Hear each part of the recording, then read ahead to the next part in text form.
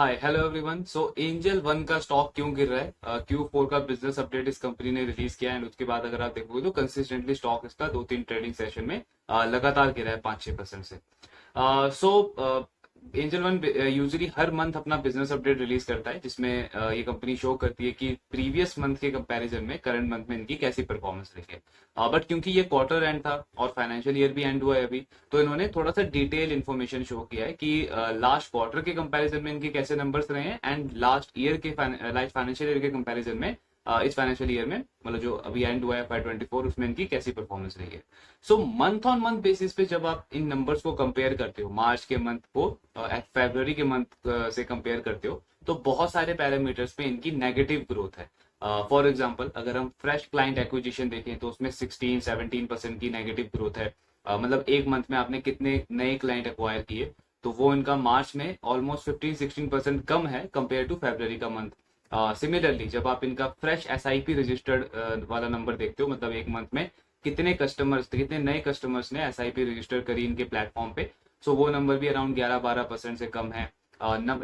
Daily number of order वो भी कम है कंपेयर टू मार्च। तो हर एक पैरामीटर में नेगेटिव ग्रोथ है इनकी, तो ये एक नेगेटिव साइन लगता है। बट यहाँ पे वी हैव टू अंडरस्टैंड कि ब्रोकिंग बिजनेस में सबसे इंपॉर्टेंट क्या है? सबसे इंपॉर्टेंट है नंबर ऑफ ट्रेडिंग डेज कितने थे, मतलब कितने दिन एक मंथ में मार्केट कितने दिन ओपन था।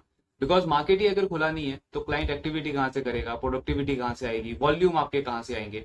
तो यहाँ पे मार्च में जो नंबर ऑफ ट्रेडिंग डेज थे वो सिर्फ 18 थे एंड फरवरी में जो नंबर ऑफ ट्रेडिंग डेज थे वो 21 थे। तो ऑलमोस्ट 14-15% का डिफरेंस है मार्च में जितने नंबर ऑफ ट्रेडिंग डेज थे कंपेयर टू फरवरी का मंथ। सो ये बहुत इंपॉर्टेंट और मेन रीजन है जिसकी वजह से इनके ये सारे नंबर्स जो हम देख रहे हैं उसमें नेगेटिव ग्रोथ आई है, क्योंकि मार्केट ही अगर खुला नहीं है तो क्लाइंट कहाँ से एक्टिविटी करेगा एंड कहाँ से आपका वॉल्यूम आएगा।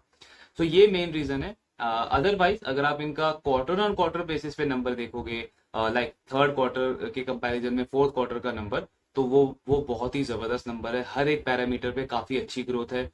एवरेज डेली टर्नओवर जो है वो अराउंड 23-24% से ग्रो हुआ है। क्लाइंट एक्विजिशन वाला जो नंबर है वो भी अराउंड 15-16% से ग्रो हुआ है। फ्रेश SIP जो रजिस्टर्ड है उसमें भी बहुत अच्छी ग्रोथ है। सो हर एक पैरामीटर पे बहुत अच्छा नंबर हो जाता है जब आप इसको लास्ट क्वार्टर से कंपेयर करते हो। तो इसलिए आपको डेटा पूरा देखना है, सिर्फ मंथ ऑन मंथ बेसिस पे नहीं देखना है, बिकॉज उसमें ऑब्वियसली आपको लगेगा कि कंपनी का जो ग्रोथ ट्रेंड था वो थोड़ा सा नेगेटिव जा रहा है। इवन क्लाइंट बेस, मतलब टोटल क्लाइंट बेस कितना है कंपनी का, उसमें भी अगर आप मंथ ऑन मंथ बेसिस पे भी देखते हो, मतलब मार्च में कंपेयर टू फरवरी में ऑलमोस्ट 4% की ग्रोथ है। बाकी सारे पैरामीटर्स पे तो नेगेटिव ग्रोथ है मार्च में, लेकिन क्लाइंट बेस इनका 4% से ग्रो हुआ है मार्च में फरवरी के कंपैरिजन में। तो ये आपको क्या शो करता है कि इवन दो नंबर ऑफ ट्रेडिंग डेज कम थे लेकिन फिर भी कंपनी ने अपने क्लाइंट बेस को 4% से ग्रो किया है, 4% से ग्रो किया है। एनुअल ग्रोथ रेट कितनी हो जाती है अगर हम इस ट्रेंड को पकड़े, एक महीने में 4%, तो ऑलमोस्ट 50% के आसपास का एनुअल ग्रोथ रेट है। लेकिन जब आप इसको इसको लास्ट क्वार्टर के नंबर से कंपेयर करोगे तो ये आपको ऑलमोस्ट 14% का नंबर दिखता है। मतलब फोर्थ क्वार्टर में जो इनका क्लाइंट बेस है वो थर्ड क्वार्टर के कंपैरिजन में 14% से ग्रो हुआ है। तो यहाँ पे एनुअल ट्रेंड कितना हुआ? 55-56%। बट YOY नंबर अगर हम ये देखें, मतलब लास्ट मार्च 2023 में इनके कितने क्लाइंट बेस थे, उस पर कितनी ग्रोथ आई है? 61% की ग्रोथ आई है। So I don't know Angel One कहाँ से इतनी इतनी फास्ट ग्रोथ कर रहा है अपने क्लाइंट बेस में। बिकॉज ब्रोकिंग का बिजनेस ही यही है कि ज्यादा से ज्यादा क्लाइंट आप लेकर के आइए, वॉल्यूम गेम आप खेलिए यहाँ पे। बिकॉज अब वो टाइम नहीं है कि आप जबरदस्ती कुछ क्लाइंटों को के साथ में उन्हें उन्हें अगर कैश सेगमेंट में ही काम करना है, आप उन्हें फोर्सफुली F&O में काम करवाइए, करेंसी में काम करवाएंगे for the sake of higher brokerage, तो वो क्लाइंट आपका सस्टेन नहीं रहेगा। कुछ टाइम बाद वो आपका क्लाइंट डेड क्लाइंट बन जाएगा एंड देन अगेन आपको वापस से मार्केट में जाके दोबारा से नए क्लाइंट लेकर के आने होंगे। सो वो बिजनेस, वो मॉडल अब नहीं रहा ब्रोकिंग का। टोटल मॉडल है सस्टेनेबिलिटी का। जो प्लेयर अपने क्लाइंट को रिटेन कर पाएगा जितने ज्यादा टाइम तक, उसका ब्रोकिंग रेवेन्यू उतना ज्यादा सस्टेन रहेगा, उतना ज्यादा हेल्दी रहेगा। सो एंजल वन उसी पे फोकस कर रहा है एंड कंसिस्टेंटली लास्ट 3-4 साल से अगर हम इस बिजनेस को देखते हैं तो बहुत ही फास्ट रेट पे अपने क्लाइंट बेस को एक्वायर कर रहे हैं। एंड ऐसा भी नहीं है कि सिर्फ क्लाइंट ले करके आ रहे हैं देन वो क्लाइंट डेड हो गया। क्लाइंट को ये एक्वायर करते हैं हायर रेट पे, देन उस क्लाइंट को एंगेज करते हैं, इन्वॉल्व करते हैं, मार्केट में एक्टिव रखते हैं, बिकॉज इनका जो एनएससी का जो एक्टिव क्लाइंट है, एनएससी एक्टिव क्लाइंट का जो डेटा है उसमें ये कंपनी का सेकंड नंबर का मार्केट शेयर है, सेकंड नंबर पे सबसे ज्यादा इनके क्लाइंट एक्टिव है मार्केट में। तो उसका मतलब क्या हुआ कि क्लाइंट को लेकर भी आ रहे हैं और उन्हें एक्टिव भी रख रहे हैं।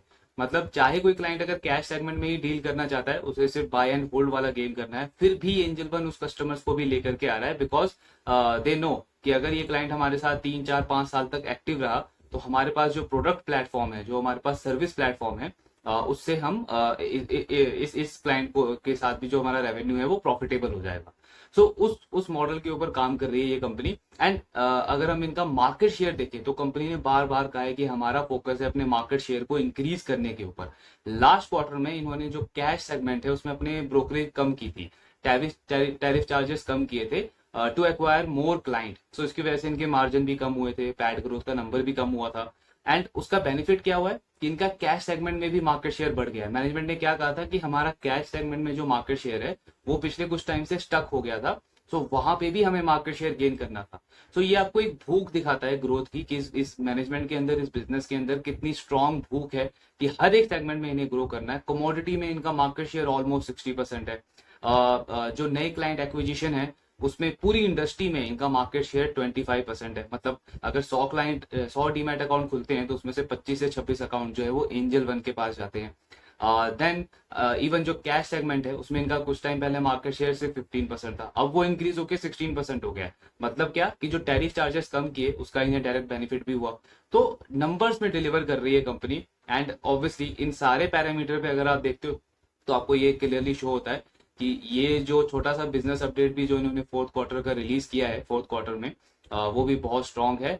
हाँ, मंथ ऑन मंथ आप कंपेयर करोगे सिर्फ तो ऑब्वियसली वो जस्टिफाई नहीं होगा, because number of trading days ही कम है, तो वहां पे लेके आप बोलोगे कि बहुत नेगेटिव है। बट यू हैव टू सी कि लास्ट क्वार्टर के कंपैरिजन में कैसा नंबर है और लास्ट फाइनेंशियल ईयर के कंपैरिजन में तो बहुत ही जबरदस्त नंबर है। पैड ग्रोथ कंसिस्टेंटली इस कंपनी का 20-25% पे ग्रो करता है। अभी इस क्वार्टर में इनका पैड ग्रोथ आया नहीं है, बिकॉज फुल रिजल्ट तो अभी इन्होंने रिलीज नहीं किया है। आई थिंक वो 15-16 अप्रैल को इनका पूरा रिजल्ट आएगा, सो उसमें हमें क्लैरिटी होगी कि और मार्केट शेयर कितना गेन किया है इन्होंने, एक्टिव क्लाइंट में इनका क्या डेटा रहा है, एंड बाकी जो पैरामीटर्स है उसमें कैसी परफॉर्मेंस रही है कंपनी की। बट ये नंबर देख के ऑब्वियसली ये चीज हमें पता चल जाती है कि जो इस बिजनेस का जो ग्रोथ मोमेंटम था, एक स्ट्रॉन्ग ग्रोथ मोमेंटम था, वो कंटिन्यूड है।